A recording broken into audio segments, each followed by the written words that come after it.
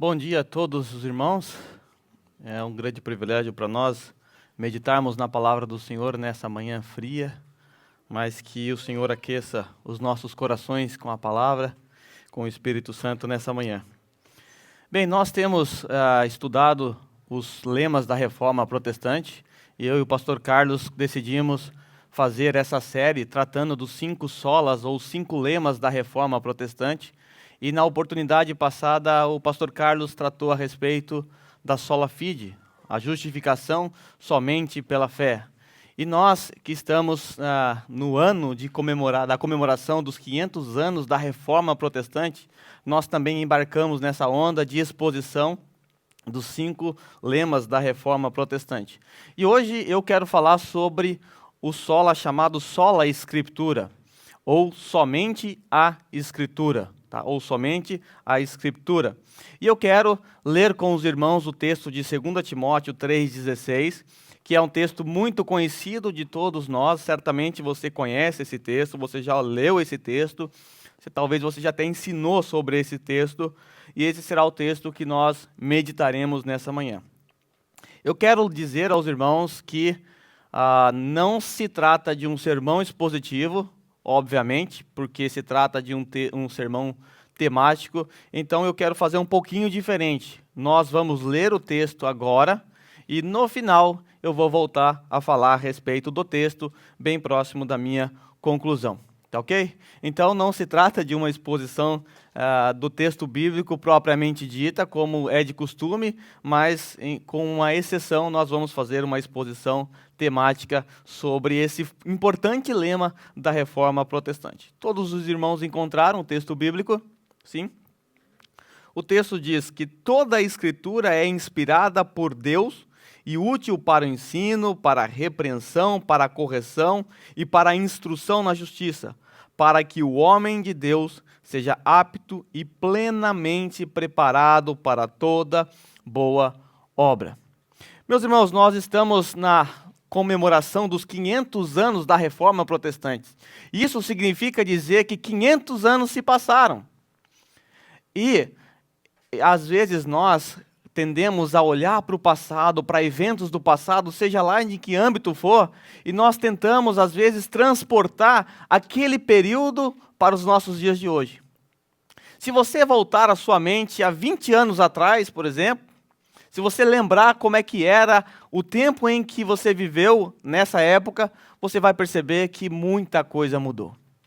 Muita coisa que as pessoas falavam naquela época já não falam mais, muitas gírias que surgiram naquela época, muitos programas de televisão já não funcionam mais, as pessoas já nem lembram mais direito como as coisas funcionam.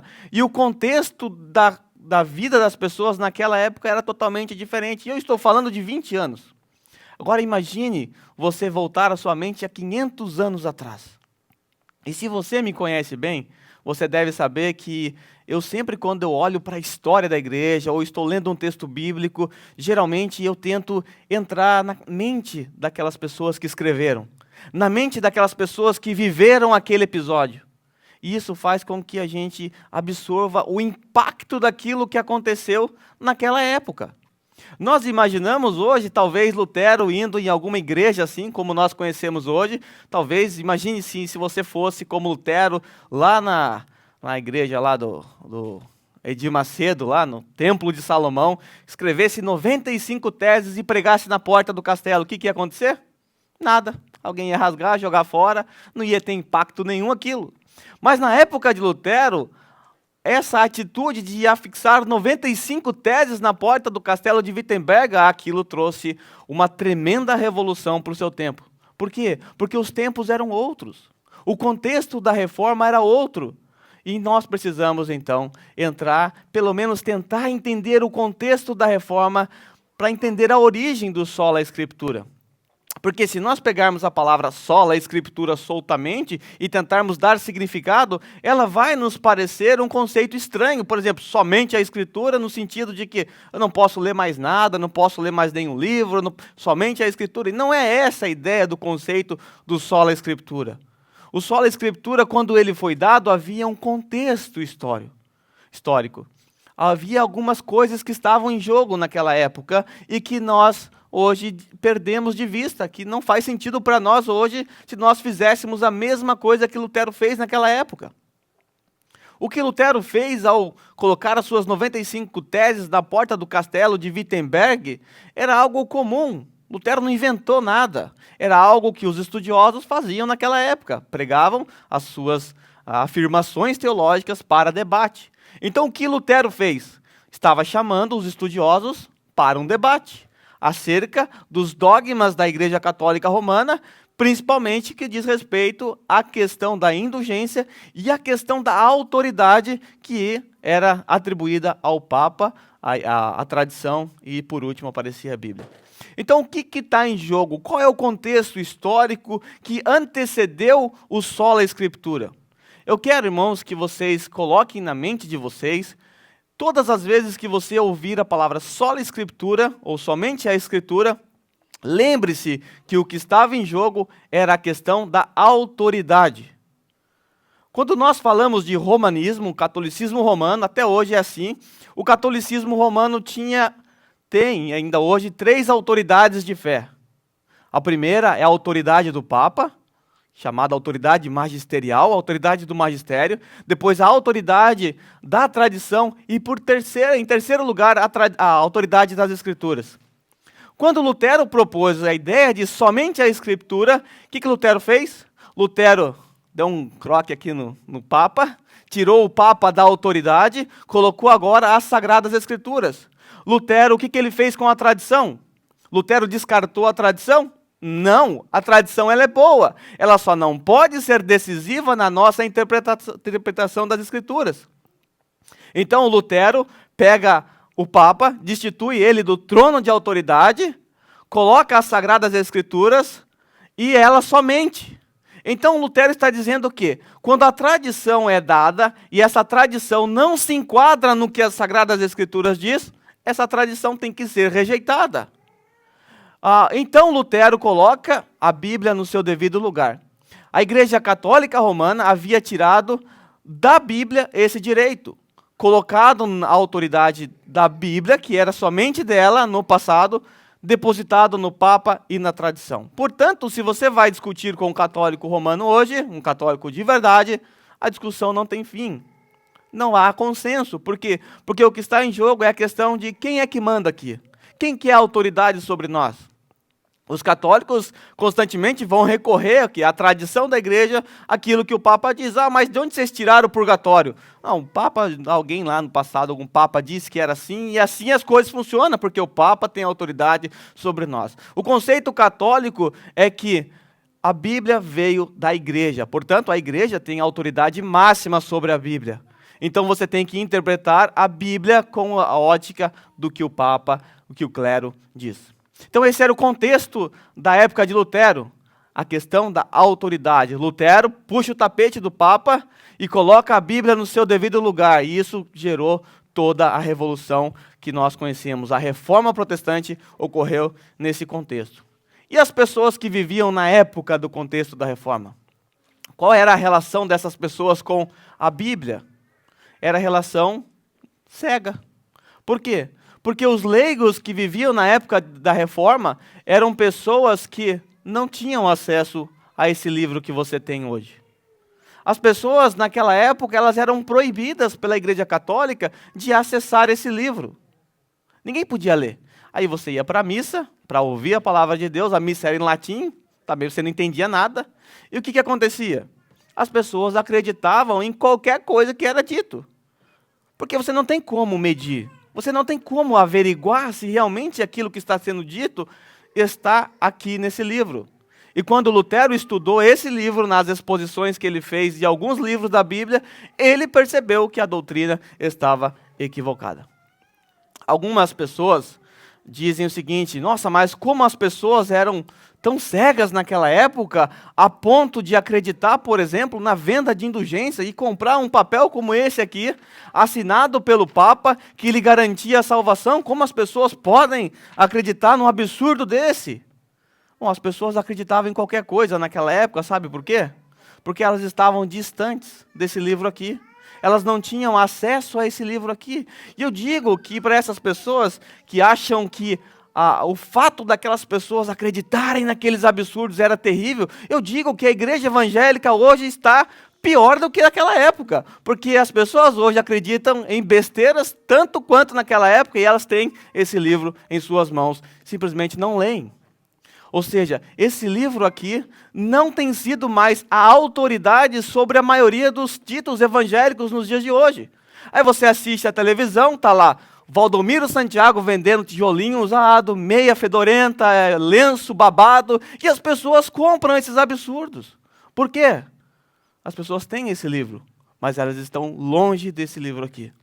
Esse livro, na maioria das igrejas ditas evangélicas, não é a autoridade máxima. E nós vamos ver isso daqui a pouco. Então, o contexto que gira em torno do sola escritura é um contexto de penumbra espiritual, afastamento total desse livro aqui, o que gerou todos os transtornos dentro da igreja romana, e nós temos um povo que é proibido de acessar o livro, que não consegue entender aquilo que é ensinado pelos padres e pelo Papa, e nós vivemos então um período denso em que, pela ceguidão espiritual, pela cegueira, o Papa é colocado como autoridade máxima sobre a igreja e aquilo que ele determina é lei, ainda que vá contra o que a Bíblia diz. Então não dá para discutir com o católico, porque você vai falar, mas a Bíblia diz assim, mas ele vai falar, mas a tradição, o Papa, o magistério diz diferente, e assim a discussão nunca vai chegar ao fim. Nós temos aqui a primeira menção, pelo menos, do Lutero afirmando com suas palavras o conceito de sola escritura. Nós não vamos encontrar Lutero em algum momento da história falando, olha, a sola escritura é isso. Mas o sola escritura e os demais solas, eles são frutos dos pensamentos condensados da fé reformada, que foram agrupados em 5 lemas. Então, os 5 solas da reforma são, na verdade, 5 resumos do que a reforma produziu. E Lutero, quando é que ele percebeu que as Sagradas Escrituras era a autoridade máxima? Quando é que ele percebeu o conceito de sola escritura? Bom, nós não sabemos exatamente quando foi isso. Ele não escreveu a respeito do dia, a hora, quando é que ele percebeu que a Bíblia deveria ser a autoridade máxima sobre a igreja. Mas a primeira menção que nós temos de Lutero expondo publicamente a respeito da autoridade das Sagradas Escrituras, nós encontramos quando Lutero está diante da dieta de Worms. Lutero foi convocado para a dieta de Worms para se retratar de tudo aquilo que ele havia ensinado. Se retratar das suas 95 teses, se retratar dos ataques que Lutero fez ao Papa. Então, alguns concílios aconteceram e agora Lutero está diante do último concílio, o concílio de Worms, do qual, se ele não se retratar, ele vai ser excomungado da igreja. E nós sabemos muito bem o que acontecia com pessoas que eram ditas hereges naquela época, que se levantavam contra o papado. Nós sabemos que essas pessoas, morriam. E Lutero sabia disso. E Lutero, então, diante de todo aquele magistério, daqueles homens indagando Lutero sobre a fé dele, Lutero diz o seguinte, e aqui nós temos o princípio sola escritura pela primeira vez saindo dos lábios de Lutero. Ele diz o seguinte, aqueles homens em pé, sozinhos, solitários, ele diz, a menos que vocês provem para mim pelas Escrituras e pela razão que eu estou enganado, eu não posso e não me retratarei. Se vocês não me provarem pelas Escrituras que eu estou errado, eu não vou me retratar. Daí ele diz o seguinte, a minha consciência é cativa à palavra de Deus. Ir contra a minha consciência não é correto e nem seguro. Aqui permaneço eu. Não há nada mais que eu possa fazer. Que Deus me ajude. Amém. Quando ele diz não há mais nada o que eu possa fazer, eu não posso ir contra essa verdade, eu não posso ir contra as Sagradas Escrituras. As Sagradas Escrituras me provam ao contrário do que vocês estão falando. Eu permaneço aqui em pé e que o Senhor me ajude. E quando ele diz que o Senhor me ajude, é uma súplica ao Senhor que o proteja, porque ele sabia muito bem o que ia acontecer. E no caminho para sua casa, houve aquele sequestro benigno, de Lutero, para que ele não fosse morto, e onde ele foi levado para um castelo e traduziu a Bíblia para o alemão. Mas nós temos aqui a primeira menção, pelo menos, exposta dos lábios de Lutero a respeito da suficiência das Escrituras. É preciso ser provado por aqui. Esse é o lema da Reforma, porque esse livro é a autoridade sobre aqueles irmãos que são chamados agora irmãos frutos da Reforma Protestante. Qual é a importância desse sola? Qual a importância do sola Escritura?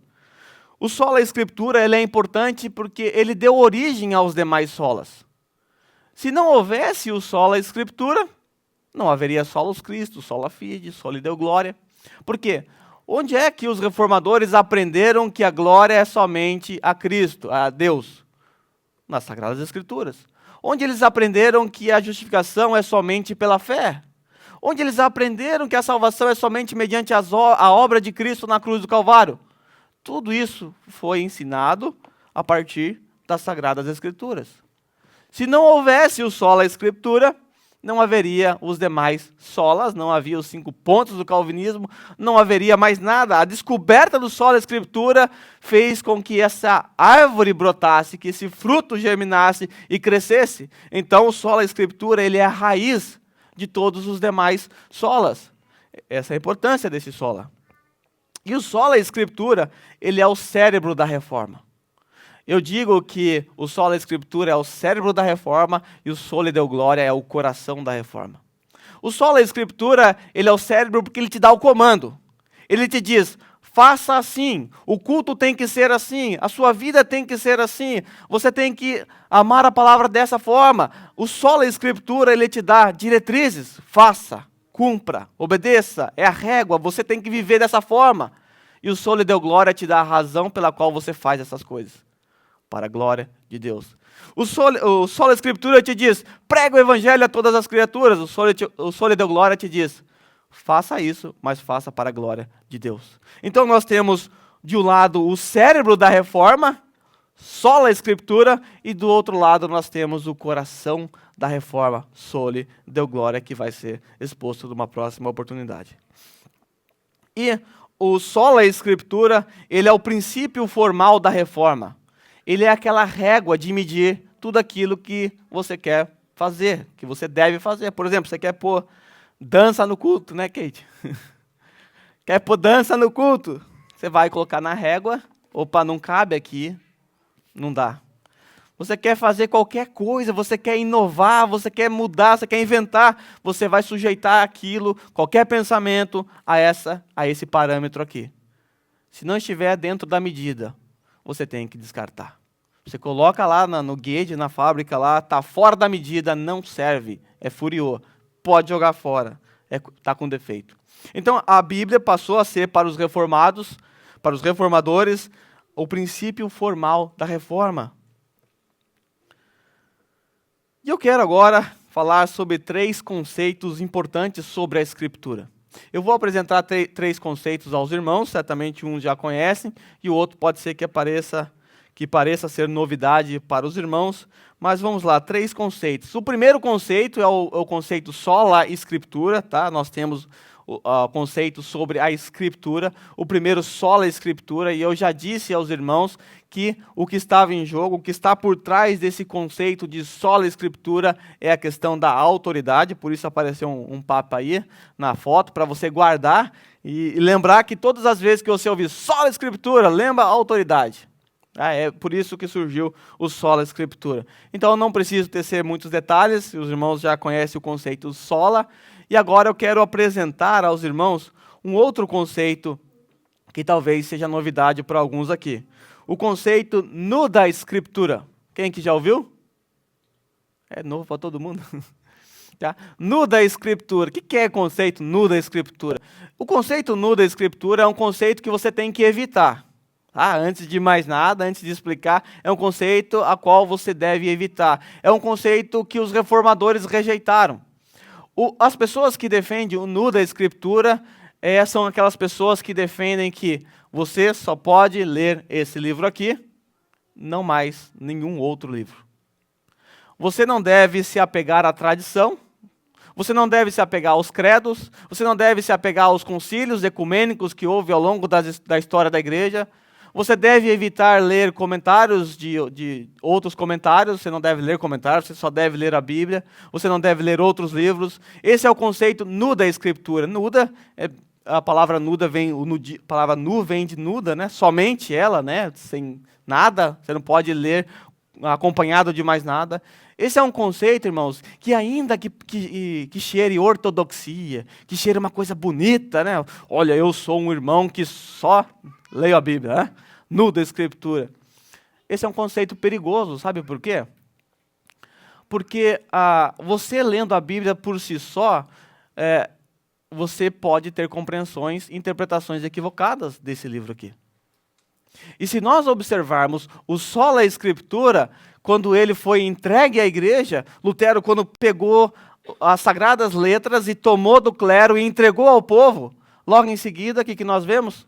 Já divisões dentro da igreja. A igreja protestante ela já começa com divisões. Lutero defendendo a questão da ceia, da transubstanciação, Ulrico Zwingli já defendendo outra coisa, já na primeira discussão já dividiu a igreja. Então nós percebemos que o sola Escritura não é o problema, mas o sola Escritura sozinho, ele pode gerar divisões. E a igreja hoje, nos nossos dias, é desfragmentada. Por quê? Porque as pessoas hoje, quando elas defendem as suas heresias, o que elas fazem? Abrem um texto bíblico.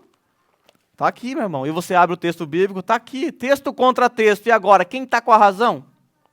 Aí o irmão diz, eu creio que as coisas são assim, só a Escritura. E o outro fala, eu creio que é dessa outra forma, só a Escritura. E aí, quem é que está com a razão? Então, o problema não está no só a Escritura. Ele não é o problema. O problema somos nós, que interpretamos a Bíblia. A Bíblia foi entregue e nós precisamos agora interpretá-la. Só que a história da igreja produziu intérpretes maravilhosos. Homens de Deus capazes, muito capazes, que interpretaram textos bíblicos. A história da igreja ela sofreu ataques de vários hereges no passado, e essas heresias foram confrontadas por homens no passado, por concílios no passado que definiram algumas heresias. E você olhar para a igreja moderna hoje, aquelas velhas heresias do passado que foram extintas naquela época, hoje renasceram das cinzas e estão presentes nos púlpitos das igrejas por aí. Então, a tradição da igreja, ela é importante para nós. Esses homens, esses escritores são importantes para nós, nós não podemos rejeitar aquilo que eles escreveram. E como é que você sabe se aquilo que você está escrevendo, que você está pensando, que você está preparando aí, como é que você sabe se aquela sua interpretação ela está correta ou não? Como é que você sabe? Sozinho, com a Bíblia? Há uma grande chance de você estar errado. Então, os concílios, os credos, eles servem para nos cercar. Os concílios, os credos, a tradição não estão sobre a Bíblia. Estão sob a Bíblia.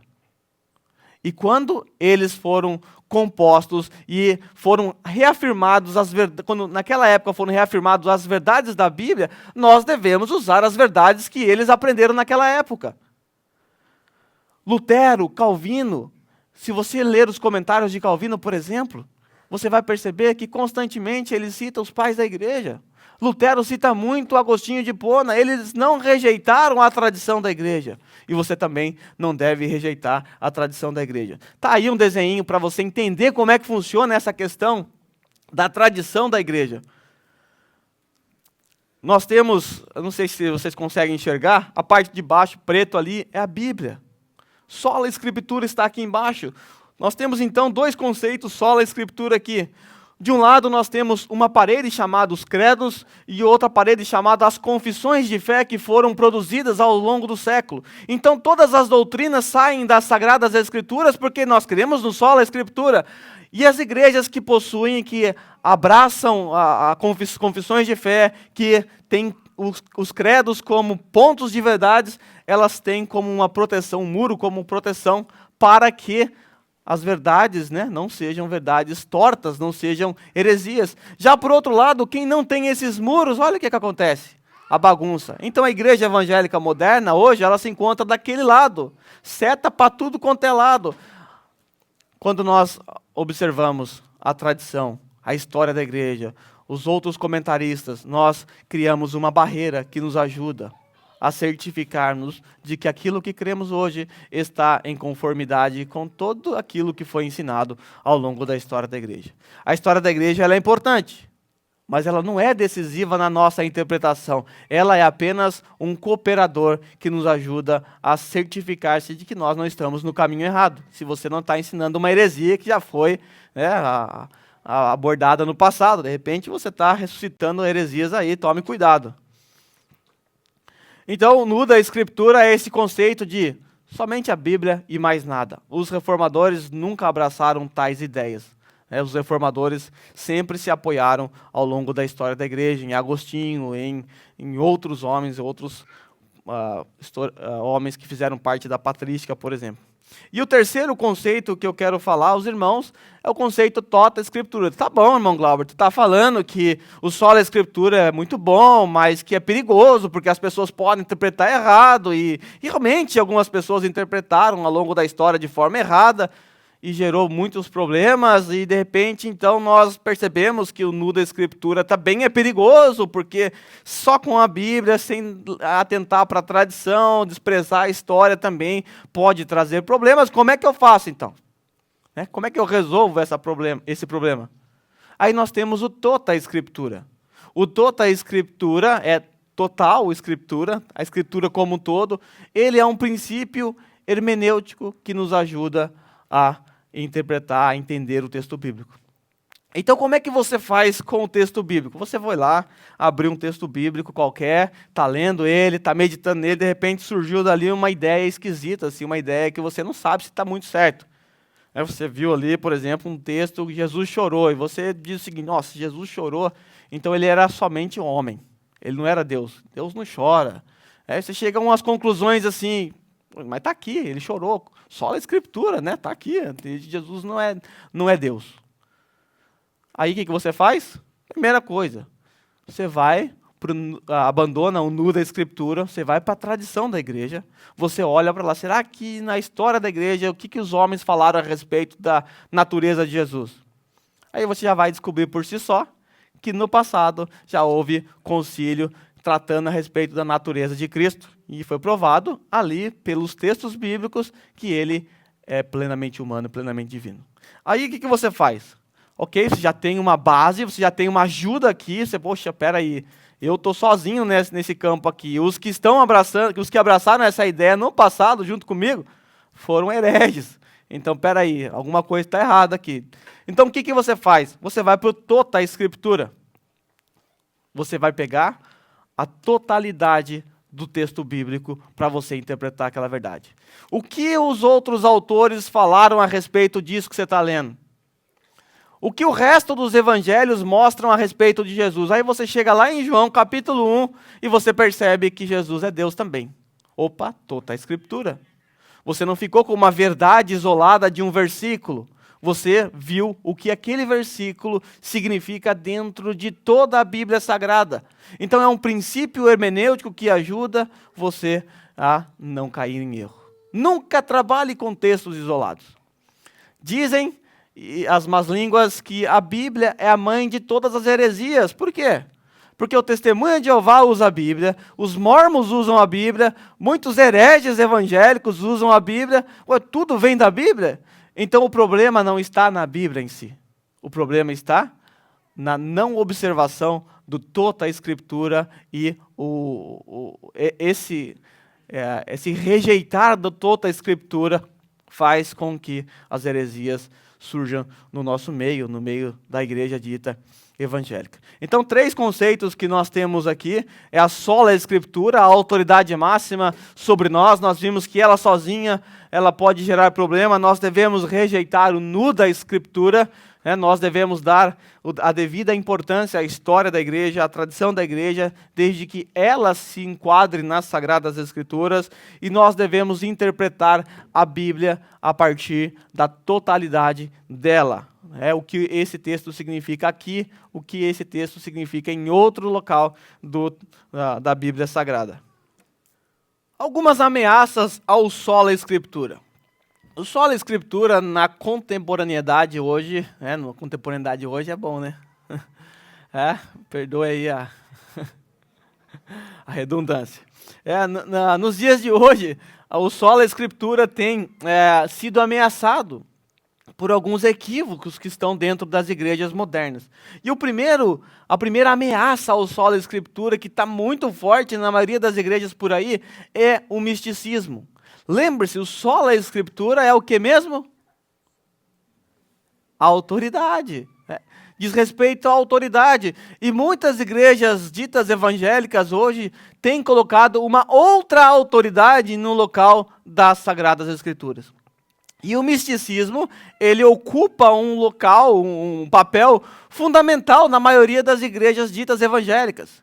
Por exemplo, você vai em uma igreja, as pessoas são guiadas pelo quê? Pelo revelamento de algum irmão, pela visão de outro irmão, pela profetada da profetisa não sei das quantas, e as pessoas são guiadas por esses absurdos. E ainda que essas profetadas, às vezes, na maioria das vezes, contrariam o texto bíblico, as pessoas continuam acreditando. Ou seja, o que é que realmente dirige a vida delas? Elas são guiadas pelo que a Bíblia diz? Na grande maioria das vezes, essas pessoas são guiadas por isso, pelo misticismo, pelas profetadas que são ditas. Eu lembro que quando eu era adolescente, minha conversão foi aos 14 anos, então foi bem novo. Com 15 anos a gente foi, junto com os jovens, visitar uma igreja. A gente convidado, né? Um pastor lá que via as coisas e tal, estava lá. E a gente foi com a galera toda da igreja, os jovens, né? E chegou lá, tinha um missionário lá, né? E esse missionário apontou para uma das irmãs da minha igreja, uma jovem da minha igreja, e disse: fica em pé. Ela ficou em pé lá. Eis que Deus está te dando hoje o dom de reboliço espiritual. Já ficaram assustados alguns aqui. Pois é, eu era muito novo ainda, não sabia direito das coisas, mas aquilo foi muito estranho. Muito estranho isso. Falei, nossa, estranho. E ela feliz, falou em línguas tal, e muito feliz tal. E na volta, tinha um irmão que era bem mais experiente do que eu, e era meu amigo, e a gente veio conversando sobre isso, e ele pegou e falou: não, isso está errado, isso daí não existe tal. Aí ele chamou a irmã para conversar. E eu ali acompanhando tudo, a conversa, eu sabia que estava errado, mas eu não tinha muito conteúdo para explicar o porquê estava errado. Aí o irmão disse: olha, irmã, isso que você viu lá, né, isso daí não está na Bíblia. Não existe esse dom de reboliço espiritual na Bíblia, irmã. Como é que você, né, gostaria de explicar para a irmã isso, né? O rapaz lá se equivocou. Sabe o que ela disse?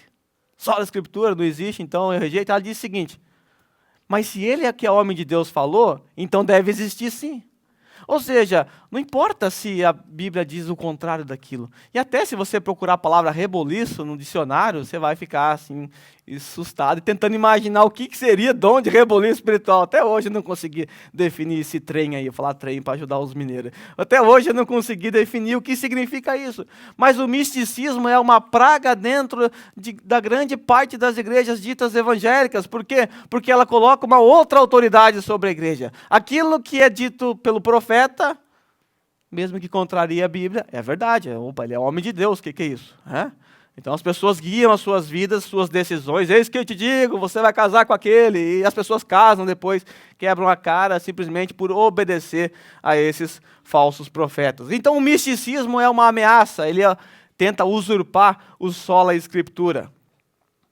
E nós temos uma outra ameaça ao sola escritura: as experiências pessoais. Meus irmãos, as experiências pessoais, elas ocupam quase que o primeiro lugar assim, do ranking, está na disputa com o misticismo, na questão de usurpar a autoridade sobre a igreja, tirar a autoridade da Bíblia. Muitas pessoas hoje, elas se guiam pelas suas experiências pessoais. E as pessoas, às vezes, sobem aos púlpitos e elas expõem as suas experiências pessoais e faz com que aquelas experiências se tornem a regra que normatiza a vida dos outros irmãos. Nós não podemos fazer isso. Eu já contei essa história, alguns conhecem, vou contar de novo. Quando eu cheguei aqui em Randa, quando eu vim de Ramamatos para cá, procurando uma igreja evangélica, eu encontrei uma igreja evangélica. E comecei a ir ali, naquela igreja. E quando eu cheguei ali, as pessoas me perguntavam: você veio daquela igreja do pastor X aí? Não vim. E eu percebi que várias pessoas perguntavam a mesma coisa: irmão, você veio da igreja do pastor fulano de tal, X? Não. Aí teve um evento na sede, fui lá conhecer a sede. Cheguei lá na sede, a mesma coisa. Várias pessoas perguntando, você é da igreja do pastor fulano de tal? Eu pensei, nossa, deve ter alguém muito parecido comigo lá, né? É difícil ter alguém bonito assim e tal, mas às vezes acontece, né? Aí eu falei, nossa, deve ter alguém muito parecido comigo. Aí eu fui descobrir a real razão dessas questões, dessas perguntas. Naquela igreja havia uma irmã. E essa irmã estava assistindo lá o Globo Repórter, esses programas que passam no Brasil, de sexta-feira à noite. E ela estava assistindo aquilo lá, e a reportagem era sobre o baixo espiritismo. E nesse baixo espiritismo estava falando a respeito de alguns rituais de aceitação, batismo e tal. E um dos rituais de aceitação do baixo espiritismo era fazer a cabeça. Fazer a cabeça era você, né, raspar toda a cabeça. E a irmã lá, tal, assistindo o programa de TV, todo legal, e vendo isso, presta atenção, diz ela, que Deus disse o seguinte, você teria coragem de fazer a cabeça por mim? E a irmã foi lá e fez a cabeça, ficou carequinha, né? Não fica bem para todos, tá? E ela raspou a cabeça. Tá ok, uma experiência para lá de bizarra, muito sinistra, muito feia, horrível, não deveria, né, acontecer, mas ok, se ela guardasse aquilo para ela, só ela ficasse careca, tá beleza. Mas o que essa irmã faz? Num domingo, ela sobe ao púlpito, pega o microfone e diz, Deus está mandando dizer aos irmãos, vocês têm coragem de fazer a cabeça por mim? Resultado, todo mundo assim. Aí alguns irmãos acordaram para a realidade e começaram a procurar outras igrejas, e eu cheguei procurando outra igreja, por isso as pessoas perguntavam se eu era daquela igreja. Mas percebe, irmãos? Aqueles irmãos rasparam a cabeça porque a Bíblia mandou eles rasparem a cabeça? Não, porque alguém teve uma experiência pessoal, subiu no púlpito e fez com que essa experiência pessoal se tornasse a regra que normatizasse a vida daqueles irmãos. Todo mundo careca. Né? O irmão veio de lá. Mas ainda uma outra ameaça que usurpa o trono do sola escritura, e é o pragmatismo, né? É uma praga o pragmatismo. Né? O que é o pragmatismo? O pragmatismo é o conceito de que aquilo que dá o resultado, aquilo que funciona, isso é o certo. Se funcionou, isso aí é o certo. Então, muitas igrejas hoje, elas normatizam a sua vida, né, eclesiológica através dos resultados. Funcionou? Está dando certo? Ok, é assim que a gente vai agir. É contra os princípios bíblicos, mas não importa, está dando resultado, isso é o que a gente quer. Então, a maioria das igrejas hoje, elas criam o seu sistema, né, a sua agenda, ela cria os seus eventos a partir do conceito pragmático, procurando resultados e não procurando obedecer ao que a Bíblia diz. O culto, ele não pode ser inventado do jeito que você quer. Você não pode fazer o culto do seu jeito. Há parâmetros que a Bíblia coloca a respeito do culto, e nós, que cremos que ela é a autoridade sobre nós, nos sujeitamos. Mas a maioria das igrejas hoje, elas se tornaram pragmáticas. Deu resultado? Está valendo. Eu repostei um texto que eu escrevi há uns 4 anos atrás, esses dias, alguns até curtiram aqui. Eu te contei uma experiência que uma vez eu fui num culto de jovens, participar do culto de jovens, e foram 2 horas de muito som, fumaça, luz piscando para tudo quanto é. Alguns aqui estavam lá, a luz estava piscando muito, tal, e aquela gritaria, e cotovelada para um lado, cotovelada para o outro, aí jovem pulando, batendo cabeça, coisa de jovem doido e tal. E quando faltava 10 minutos para acabar, o pastor sobe, prega uma mensagenzinha de 5 minutos, estava todo mundo dormindo no chão, estava todo dormindo no chão, o Paulão era vocalista da banda, estava todo mundo dormindo no chão lá, ninguém aguentando mais nada, né? Ninguém prestando atenção no que o pastor estava falando, alguns vendo o celular. Aí eu fui questionar esse tipo de coisa. Eu fui perguntar para o pastor, como assim, os jovens passam 2 horas pulando igual uns retardados aqui, igual uns doidos, batendo a cabeça, gritando. E aí depois o senhor vem com 5 minutos e tá bom? Como assim?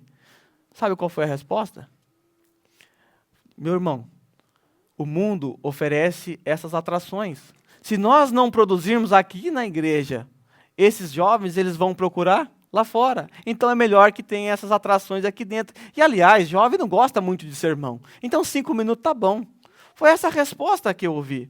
O que um jovem precisa ter para se afastar do pecado?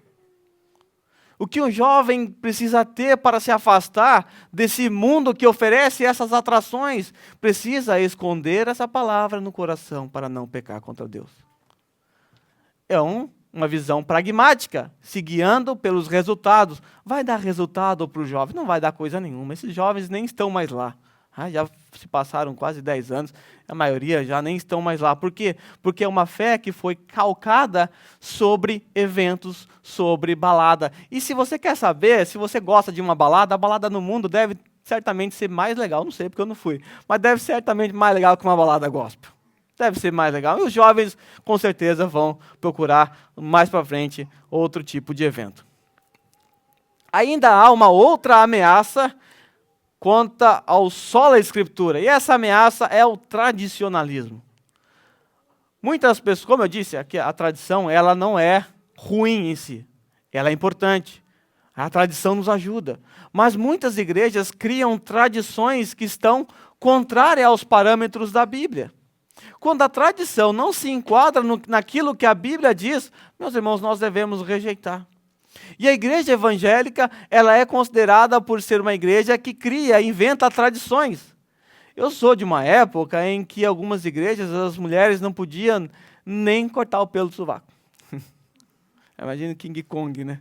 As mulheres não podiam raspar as pernas, as mulheres não podiam usar certos tipos de roupa, os homens também não, jogar bola é pecado. Então eu sou de um tempo em que tradições e mais tradições foram criadas por pseudos pastores e a igreja acaba sendo conduzida por essas tradições. Algumas igrejas em que você não pode nem bater palma na hora do louvor, né? Eu disse aquele dia que até você coloca 2 campainhas na porta da igreja para ter certeza que nem o carteiro vai bater palma, né? Então ele tem 2 opções ali. São tradições que os homens criam, colocam acima das Sagradas Escrituras. Então quando a tradição, ela extrapolar os limites da interpretação bíblica, os limites da verdade das Sagradas Escrituras, quando a tradição assim o fizer, você tem que rejeitar a tradição. Então por que fazemos o que fazemos? Por que homem não pode ter barba comprida? Por quê? Por que mulher não pode usar certo tipo de roupa? Nós precisamos questionar, será que é princípio bíblico? Será que são ordenanças do Senhor? Ou será que são meras tradições impostas por homens? E que se for uma tradição imposta por homens e as pessoas estiverem se sujeitando a isso, saiba, a autoridade nesse caso é a tradição. E por último nós temos ainda a última ameaça aqui, certamente tem mais ameaças, não são só essas, mas o moralismo. O que é o moralismo?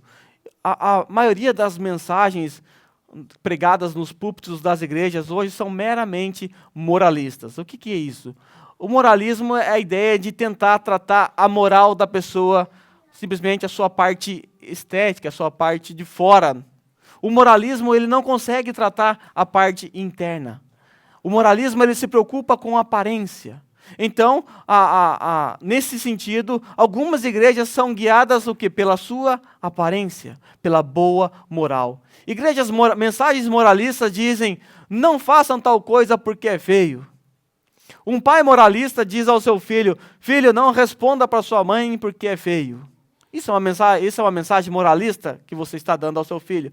Quando, na verdade, o certo é, não faça isso porque é pecado. A maioria das igrejas ditas evangélicas hoje, nos seus púlpitos, a mensagem pregada é, não faça assim, não faça aquilo outro. Mas qual é a razão disso? Apenas apresentar uma moral boa. E eu já dei esse exemplo aqui, as pessoas às vezes confundem moralismo com o evangelho. Moralismo não é o evangelho. Você tem um cidadão na fábrica que está cometendo adultério, ele não é um cristão, e você chega para ele e conversa com ele. Olha, meu amigo, abandona essa vida que é muito feio ter 2 mulheres. Não vai querer ter 2 sogras.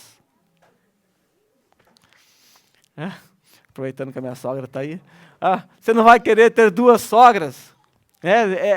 É feio isso, é feio viver dessa forma, não siga por esse caminho.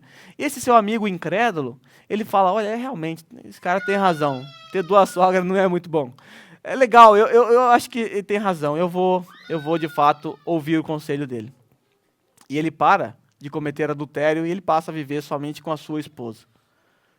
Eu digo, o que mudou na vida desse rapaz? Eu digo o que mudou.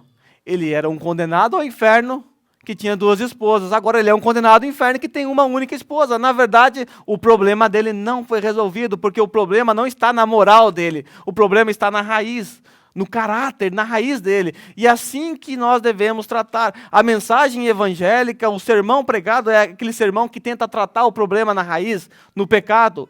Se ele aprendesse que ele é um pecador, que ele é um miserável, que ele deve se arrepender e que ele tem que se sujeitar a uma autoridade, e essa autoridade é a Bíblia, e a Bíblia condena a atitude dele, automaticamente ele tem que abandonar isso. Por quê? Não por razões morais, mas por razões concretas e firmes, porque assim a Bíblia ordena que ele faça, que ele viva. Então a mensagem de muitos pais, de muitos pastores hoje são mensagens moralistas, que procuram apenas tratar do problema superficialmente, criando regras, criando legalismos e não resolve absolutamente nada. Agora vamos voltar ao texto que nós lemos nessa manhã, e eu quero falar um pouquinho a respeito desse texto. O texto eu vou ler de novo, para os irmãos relembrarem o texto. Nós vamos ver como é que o sola Escritura deve nos influenciar. Será que o sola Escritura é essa verdade absorvida pelos reformadores, essa verdade absorvida por Lutero e os demais? Será que essa verdade hoje, de que a Bíblia tem que ser autoridade sobre nós, será que isso nos influencia de alguma forma? E nós vamos então olhar para esse famoso texto e vamos desfragmentar um pouquinho, tá? Não estou começando a pregar agora, tá? A impressão que dá que tudo isso aqui foi introdução. Ainda que eu seja tentado a expor esse texto nos seus mínimos detalhes, eu não vou fazer isso, porque já estou aqui há 45 minutos. O texto que nós temos aqui, ele começa com a primeira expressão, dizendo que toda a Escritura é inspirada por Deus. E o que segue a partir daqui são as utilidades do texto bíblico, as utilidades das Sagradas Escrituras, e nós partimos do pressuposto de que a Bíblia tem autoridade, porque ela é inspirada por Deus. O conceito de inspiração divina do texto bíblico é muito importante, porque se você rejeitar a inspiração das Sagradas Escrituras, as demais doutrinas também não fazem o menor sentido para você. É como aquela gôndola de supermercado, né? Aquela o pessoal faz no canto assim. Eu trabalhei no supermercado e uma vez uma senhora foi lá e pegou aqueles vidros de azeitona, sabe? A gente fez aquela gôndola, ponta de gôndola bonita assim, na promoção. Uma senhora chegou, pegou lá de baixo. Adivinha o que aconteceu? Caiu tudo. O conceito da inspiração das Sagradas Escrituras é como aquele vidrinho de azeitona ali. Se você remover ele, o resto cai tudo. Não sustenta mais nada. Então, os reformadores que defenderam com unhas e dentes o conceito da inspiração de Deus, eles desenvolveram os seus dogmas, as doutrinas reformadas a partir do conceito de inspiração de Deus. Porque ela é inspirada por Deus, e o texto começa a dizer que ela é útil. E começa a dar algumas utilidades para o texto bíblico. Portanto, se você não crê na inspiração de Deus, da inspiração divina de Deus para os textos bíblicos, a Bíblia não terá para você as utilidades que é apresentado aqui nesse texto.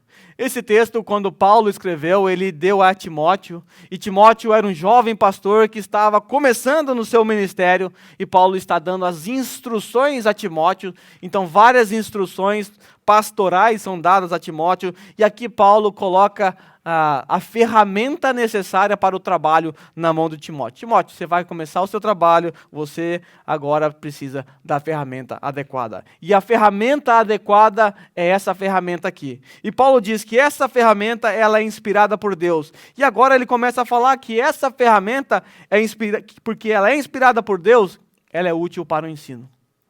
Timóteo, como um pastor, teria que lidar com a sua congregação, teria que ensinar os seus membros. então ele teria que lidar com o ensino. E qual é a ferramenta necessária para Timóteo? Pragmatismo, misticismo, outra coisa? Não. Esse livro aqui. Por quê? Porque é inspirado por Deus. Porque é inspirado por Deus, ele é útil para o ensino. Se não fosse inspirado por Deus, seria só mais um livro que poderia te ajudar em algum aspecto a te ensinar. Mas ele é útil para o ensino, plenamente útil para o ensino, porque é a palavra inspirada de Deus. Ok, nem todos serão pastores, nem todos terão que ensinar, mas todos aqui têm a responsabilidade de aprender. Todos aqui têm a responsabilidade de ser ensinado. E por onde você vai aprender? Por aqui. Irmãos, é triste às vezes quando nós observamos certos crentes que têm 30, 40, 50 anos de cristão. Aí você vai perguntar coisas básicas da fé cristã. Coisas basilares e a pessoa não sabe. Qual é a razão disso? Por que pessoas que estão caminhando na igreja já há um bom tempo, muitos anos, não conseguem, às vezes, sequer expor o Evangelho? Diga aí o Evangelho. Expõe para mim o Evangelho. Por que muitos cristãos que vivem há muito tempo na fé cristã não conseguem dar resposta? A resposta está porque tais pessoas estão distantes desse livro aqui. Porque esse livro aqui é útil para te ensinar. Portanto, você quer aprender? Aqui está a ferramenta necessária para você aprender. Você não deve aprender apenas ouvindo o sermão aqui no domingo. Você não se alimenta uma vez por semana, ou se você faz jejum o resto da semana.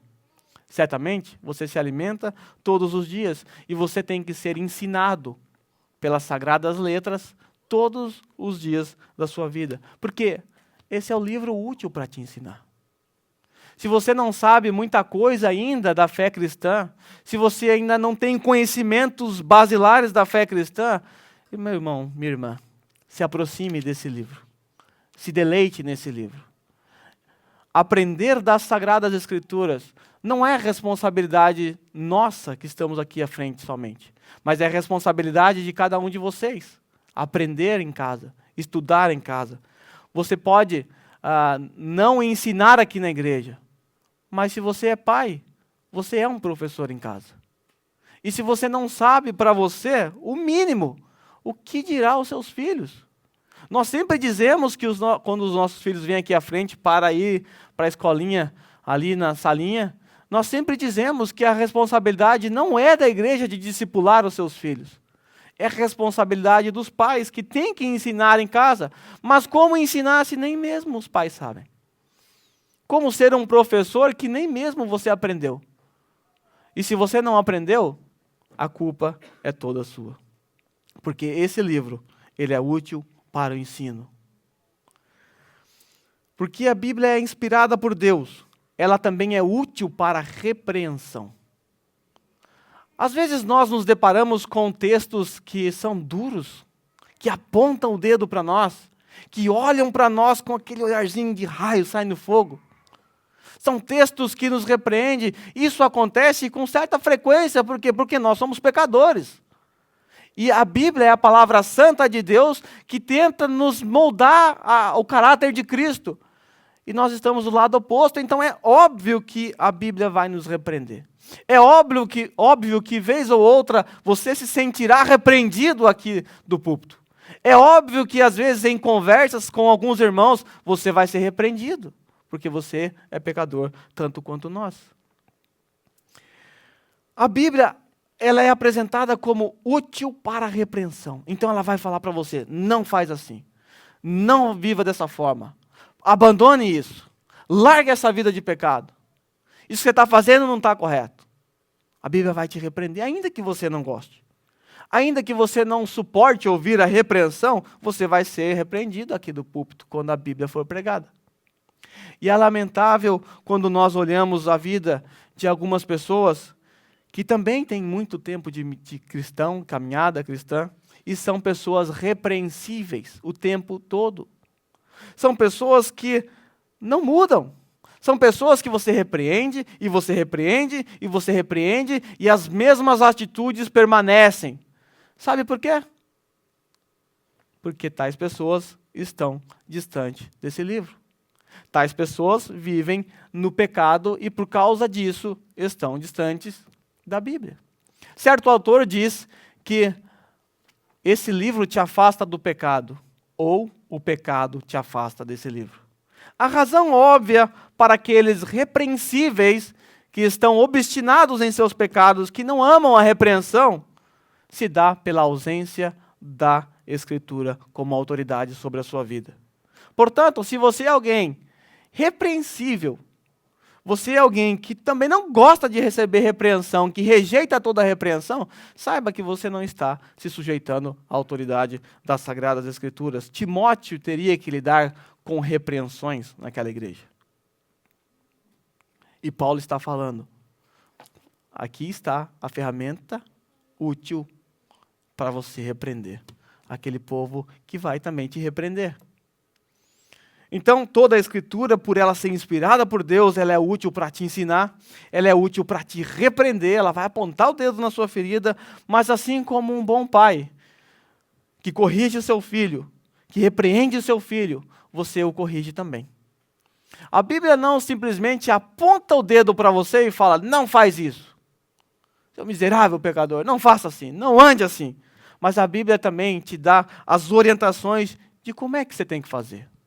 Sabe quando o seu filho faz aquela arte que precisa de uma repreensão e você chega e dá aquela repreensão, ele fica olhando para você, depois você chega e fala para ele, agora você deve fazer assim. Não é dessa forma que você deve fazer. Você vai então corrigir o seu filho. E a Bíblia, ela é útil para corrigir. Ela não só aponta o dedo, mas ela mostra, você não deve fazer assim. Por outro lado, é assim que você deve andar. Ela apresenta a nós o parâmetro, ela apresenta a nós o molde, e esse parâmetro é a pessoa de Jesus Cristo. Ele nos corrige mostrando Jesus Cristo, que é o modelo de perfeição que temos nas Sagradas Escrituras. Quer ser irrepreensível? Seja corrigido olhando a sua vida e comparando ela com a vida de Cristo. Então, toda a Escritura ela é inspirada por Deus, útil para o ensino, para a repreensão, para a correção e útil também para a instrução na justiça. Essa instrução na justiça é a ideia da vida cristã que está por trás aqui. Ela te instrui a como viver a vida cristã de maneira digna. Outras versões trazem outra palavra no lugar de justiça, mas a ideia do texto é basicamente tratar das instruções necessárias para você viver uma vida cristã digna do Senhor que você diz que ama. Então, a Escritura, o sola Escritura, deve nos influenciar como? Nos ensinando, nos repreendendo, nos corrigindo e nos dando diretrizes para a vida cristã útil aqui nessa terra. Você quer mais? Você não precisa de mais nada. Você não precisa de misticismo, você não precisa de pragmatismo, você não precisa de tradicionalismo, você não precisa de experiência pessoal. A única coisa que nós precisamos é a única e suficiente palavra de Deus. Sola Escritura. Somente ela tem que ser a autoridade sobre você. Somente ela. E Paulo diz a Timóteo que toda a Escritura é inspirada por Deus, é útil para ensinar, para repreender, para corrigir, para instrução, e ele dá aqui a cerejinha do bolo, o resultado final desse bolo, para que o homem de Deus seja apto e plenamente preparado para toda boa obra. Paulo está dando a instrução a Timóteo, que era um pastor, que teria que estar preparado, teria que estar apto para realizar aquela obra que o Senhor havia concedido a ele. Então Paulo diz que para que ele se tornasse apto e plenamente preparado para essa grande obra, ele deveria crer que esse livro é inspirado e depender única e exclusivamente desse livro. Muitas pessoas, muitos cristãos, dizem que não se sentem aptos a servir no reino. Muitos cristãos dizem que não se sentem preparados para trabalhar no corpo de Cristo. Isso é muito comum ouvir. Aliás, se eu perguntar quem aqui se acha apto e preparado, eu acho que nem todos levantariam a mão. E a razão pela qual nós não estamos sendo aptos ou preparados para realizar essa obra está, sabe onde? Novamente? Distanciamento desse livro aqui. Quem vai preparar você para ser apto para realizar toda a boa obra não é o seminário. É esse livro aqui. Aliás, só temos seminários hoje porque a igreja fracassa no seu papel de ensinar esse livro aqui. Porque a igreja é um verdadeiro seminário para os cristãos, onde você deve aprender, onde você deve crescer. Então, se você quer ser alguém apto, alguém que quer servir, alguém que quer ser preparado para toda boa obra, debruce sobre a Bíblia Sagrada. Estude. Ela é a ferramenta necessária para toda a vida cristã, para toda a obra que você vier a realizar. Eu lembro que eu li um livro do John MacArthur, Nossa Suficiência em Cristo, e ali tem uma história, eu não lembro muito bem a história, os detalhes, eu vou contar com as minhas palavras. John MacArthur diz que havia um pastor que ia pregar numa outra cidade, muito distante da sua casa, e ele então pediu abrigo na casa de uma família. E ele foi recebido na casa daquela família, ele permaneceu ali naquele dia, e a carona chegou então para buscá-lo, para levá-lo do local onde ele ia pregar. E ele avisou aquela família que certamente retornaria muito tarde, porque da casa dele até o local onde ele ia pregar era 1h30 de viagem. Então ia acabar o culto, eles iam conversar, e até retornar, certamente ele ia chegar muito tarde. E ele avisou a família que ia chegar tarde. Então a sua carona chegou, e lá se foi esse pastor pregar nessa igreja em outra cidade. E acabou o culto, ele retorna para sua casa com a carona, né, a carona leva ele novamente, e ele ao entrar na propriedade já da casa onde ele morava, ele avistou que a luz estava acesa. A luz da sala estava acesa, e ele disse então para o carona, olha, tudo bem, pode ir embora, se apressa a voltar, porque a caminhada é longa para você, já são 1h da manhã, então pode voltar embora, né? Tá tudo ok, tá tudo tranquilo. Então ele chega até a porta, o seu carona vai embora, ele chega até a porta estava trancada. Então ele bate na porta e não escuta nenhuma resposta, ele bate uma vez mais forte e nenhuma resposta, ele dá a volta pela casa, ele bate na porta da cozinha, ninguém abre a porta, a luz estava acesa, mas ninguém respondia. Então ele começa a sentir o frio daquele rigoroso inverno, começa a congelar ali fora, e sem saber o que fazer, ele pensa, eu vou bater na casa do vizinho. Vou chamar o vizinho e vou pedir o telefone do vizinho para o vizinho ligar para o meu anfitrião para que ele abra a porta. Aí ele pensou, puxa, mas bater na porta de alguém 1h da manhã, a essa hora, é perigoso. Não vou fazer isso. Então ele disse, eu vou procurar um orelhão. E ele sai caminhando, ele anda uns 4 quilômetros e não consegue naquela cidade rural encontrar um orelhão, até que ele escorrega numa ribanceira, cai numa poça d'água de 1 metro, e agora todo molhado, distante, congelando naquele inverno, ele avista a mais ou menos 1 quilômetro à frente uma placa de um hotel. Ele disse, eu vou até o hotel. Então ele vai caminhando, congelando, com muito frio, e ele chega lá naquele hotel. Ele pega o telefone, então liga para o seu anfitrião. E ao ligar, ele diz, olha, eu estou no hotel X, eu gostaria que o irmão viesse me buscar. Eu bati a porta, mas ninguém me recebeu. Eu chamei, mas ninguém me ouviu. Eu avisei que eu ia chegar tarde, me perdoe pelo transtorno. Sabe qual foi a resposta? Meu caro pastor, o senhor não lembra que eu coloquei a chave no bolso do seu paletó? Quando o senhor disse que ia chegar tarde, a chave está com o senhor. Aí ele foi buscá-lo e ele aprendeu essa lição.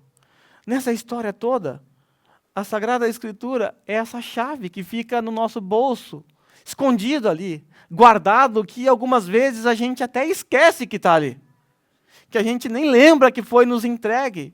E era tudo aquilo que ele precisava para aquele momento. O que ele precisava? De uma única chave para resolver o seu problema.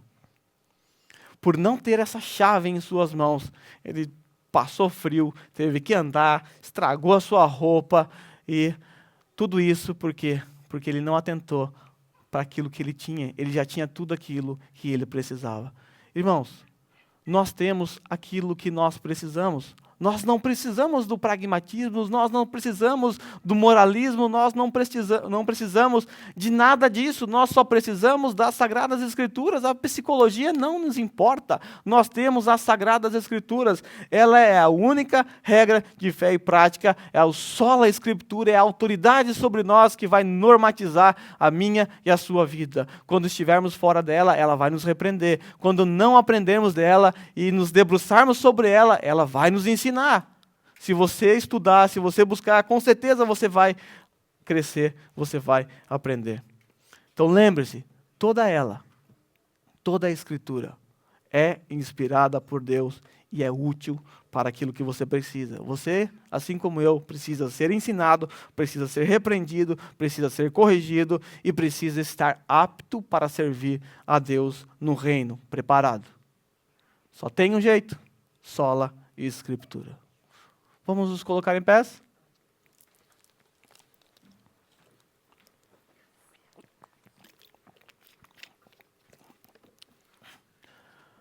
Com 15 anos, eu comecei a estudar teologia com um pastor que morava em frente de casa.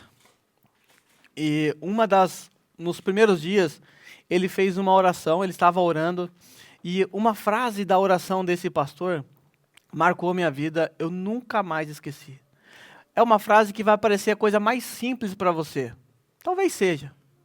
Mas naquele momento, quando eu ouvi aquilo, eu nunca mais esqueci e aquilo ali passou a ser minha oração.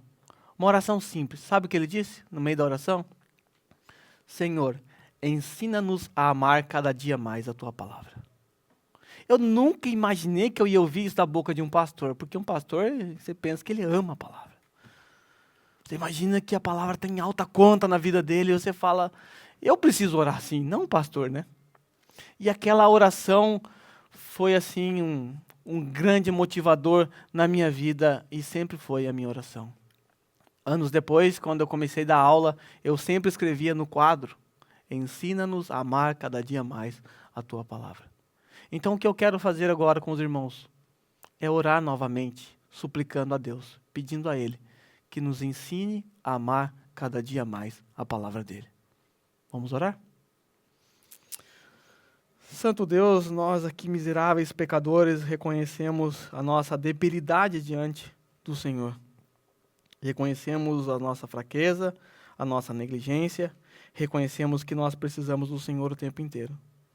Também, Senhor, queremos aqui reconhecer que o Senhor já nos supriu com a ferramenta necessária que precisamos para moldar a nossa vida ao seu caráter, para guiar as nossas condutas, para nos repreender, nos corrigir. Nós reconhecemos aqui, Senhor, como igreja, que a Tua palavra ela é suficiente para nós. E reconhecemos também que a nossa negligência dela tem nos afetado, tem trazido transtornos às nossas vidas, Pai. E nós, por nós mesmos, Senhor, não temos condições de amá-la, porque somos pecadores. Pelas nossas forças, não temos forças para sequer lê-la. Mas nós pedimos, Senhor, nessa manhã, que o Senhor nos ensine a amar cada dia mais a Tua palavra. Isso é o que pedimos, Senhor, no nome de Jesus. Amém.